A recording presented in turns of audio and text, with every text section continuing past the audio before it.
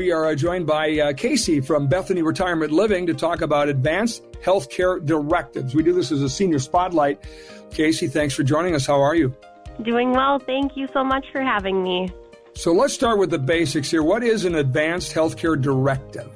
Yeah, so an advanced healthcare directive is essentially written instructions about your choices for your medical care in the event that you're not able to voice those choices any longer. Who should consider one of these advanced directives? I think that everybody should consider having an advanced directive. And the earliest that they allow you to make one in North Dakota and Minnesota is at age 18. But I do believe it's very important to start those conversations early. Is an attorney needed? So typically, no, an attorney is not needed for this process. Every state's going to be a little bit different, but in both North Dakota and Minnesota, you either need a notary or two witnesses to make an advanced directive.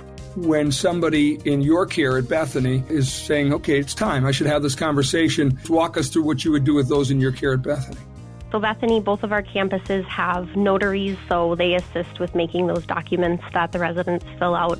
Legal social workers typically will have those conversations with the family members and the residents. If somebody said, hey, help me out here, Casey, what is your best advice on why I ought to consider a advanced directive? I really, truly think that these are very difficult discussions. So the sooner that you can start having these discussions and understand, okay, yep, this is what my parents wanted. Oftentimes, dementia and cognitive impairments are very, very common in older adults. So sometimes those people that have dementia aren't able to speak for themselves anymore and aren't able to express their needs and their wants. Fascinating conversation, Casey. Appreciate you joining us in the Senior Spotlight today. Thank you so much for having me.